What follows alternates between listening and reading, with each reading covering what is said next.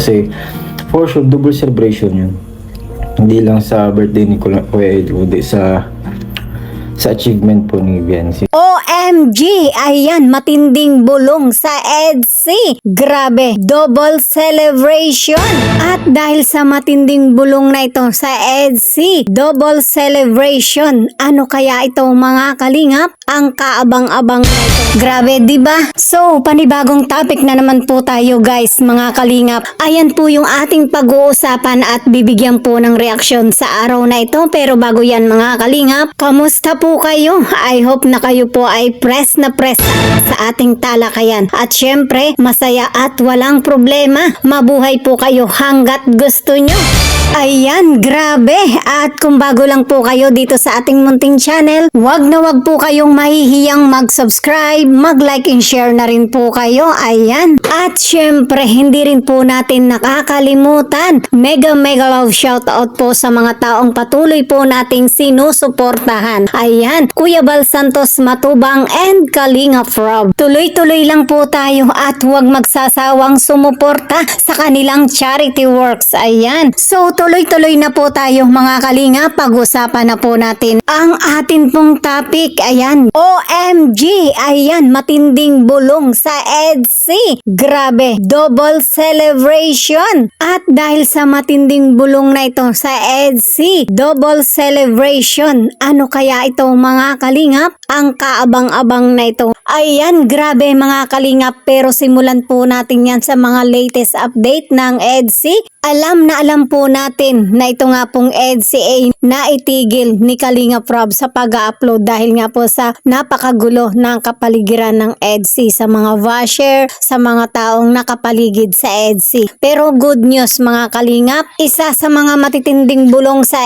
EDC, muli nga pong mag-upload itong si Kalinga Rob. Ayan, grabe, natutuwa nga po tayo at muli na naman po nating masasaksihan ang pakilig ng EDC. Kahit pa nga po ito ay nasa kabila ng maraming pagsubok, maraming mga pambabash at maraming kaguluhan sa kapaligiran ng EDC, talagang hindi nga po nagpatinag si Kalinga Rob. Ayan, tuloy-tuloy pa rin ang saya, tuloy-tuloy pa rin ang pakilig ng love team ng EDC para sa ating mga viewers, sa mga supporters at patuloy na tumatangkilik sa love team ng EDC at syempre sa lahat ng mga love team ng Kalingap syempre. At dahil nga po sa matinding pasabog ngayon ng EDC sa mga susunod na vlogs na atin nga pong matutunghayan, tayo nga po na-excite na, kahit ako nga po mga kalingap na-excite na dahil dito nga po sa vlogs na ito dalawa nga po yung matutunghayan nating pasabog ng EDC. Ayan, grabe. So dito nga po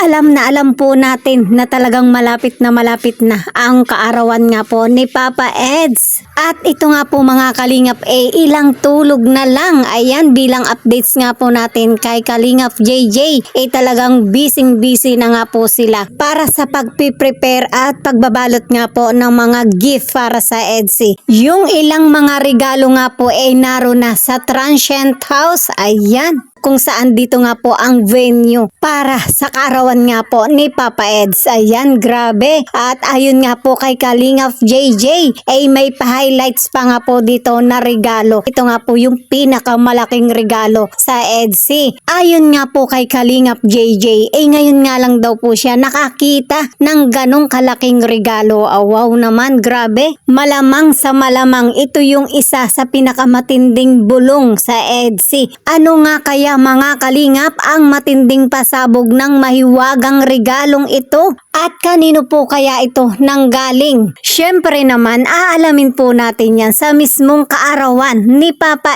Eds, di ba? At syempre mga kalingap, kung kayo po ang aking tatanungin patungkol dito, ano po kaya ang nilalaman ng malaking regalo na ito para sa EDC? Comment nyo na po yan mga kalingap. At eto pa, aabangan din po natin yung pasabog ni Viancy, yung regalo niya para kay Papa Eds. Ano Ano kaya rin po ito mga kalingap? Ayan, grabe. Ano pa ba ang ilang mga pasabog bukod po dun sa ating mga nabanggit? At kasama rin ba dito sa matinding bulong yung pagpupropose ni Papa Eds, Will You Marry Me para kay Beyonce? Wow, grabe. Nakaka-excite kung ito nga po yung ating masasaksihan para sa susunod na vlogs ng EDC. So yun mga kalingap, habang papalapit nga po ng papalapit ang kaarawan nga po ni Papa Eds, talaga naman pong naglilipana na naman ang mga issue. Bumabalik na naman at talagang ayaw tantanan ng mga basher ito nga pong si Papa Eds. Pero ayon nga po kay Kalingap JJ, wag na lamang pansinin ang mga basher at yung mga sinasabi ng iba patungkol nga po sa mga issue sa mga nababasa, sa mga naririnig po natin para kay Papa Eds at sa EDC. So ayan, wag po nating pansinin. Kumbaga focus po tayo sa nalalapit po na upload mula po sa main channel ni Kalingap Rab. Ito po yung reliable source na talagang kaabang-abang at dapat po nating tutukan bilang updates po natin para sa magagandang kaganapan sa EDC. At syempre mga kalingap, bukod sa mga kaganapang ito, mga matitinding pasabog ng EDC, double celebration nga po ang magaganap. Kaya naman double saya ang ating mararamdaman. Dahil dito nga po una yung kaarawan nga po ni Papa Eds. Pangalawa nga po yung mga magagandang achievement ni Beyonce sa school. Yung pagiging matataas ang grades. Kumbaga mga kalingap isang blowout para kay Beyonce. Bilang pasasalamat, ito dagdag celebration. Ibig sabihin mga kalingap, itong si Beyonce talagang porsigido sa kanyang pag-aaral. Yung pagtulong ng sponsor ng Team Kalingap, ni Kalingap Rab, talaga naman pong karapat dapat itong si Beyonce. Kasi nga nagpapamala siya sa school ng katalinuhan at ito nga po yung napag-alaman natin kay Kalingap Rab na talagang matataas yung grades ni Beyonce. At ito pa, nagiging leader pa siya sa school. Dahil dito maraming mga magagandang achievement na talagang deserve ni Beyonce. Kaya naman mga kalingap hindi na po tayo magtataka kung bakit napakaraming mga blessing na dumarating nga po kay Beyonce. Kasi nga gusto niyang ipakita na karapat dapat siya sa mga taong patuloy na tumutulong, sumusuporta sa kanyang pag-aaral. At syempre may mga pangarap din po si Beyonce na gusto niyang matupad. So ayan mga kalingap, para sa kaabang-abang na mga kaganapan ng EDC, panoorin po natin ang ilang clips mula po sa vlogs ni Kalingap Update JJ. po talaga, pasigurado. So dito mga kalingap, update po sa mga pangyayari sa future. Yan, sa EDC mga kalingap. Dahil po, sa oras po nito mga kalingap, malalaman niyo po kung kailan po mag-vlog ang EDC. So papalapitin mga kalingap pa yung February 6. February 6 mga kalingap, Kalingap vlog. So abangan niyo po yun. Huwag niyo pong kakalimutan po mga kalingap yung araw na yun. Syempre huwag niyo po kakalimutan mag-marathon muna. Sana po mga kalingap, hindi niyo po pinapaniwalaan yung mga nababasa niyo. Sana po ayan mo lang po kayo. Lagi lang po kayo dapat nakaantabay, updated sa main channel. Main channel, Kalingap Rab. Sa personal channel ni Kalingap Rab. Yan, din po kayo maging updated lang po mga kalingap. Syempre yun naman po yung pinaka-source ng ating mga updates talaga sa mga beneficiaries, sa mga vlogs. So kung ano po yung lumalabas po doon, yun yung pinaka-recent. So meron na po ditong pinakamalaking regalo na first time ko po makakita nito. At first time ko din maka-encounter ng ganitong regalo.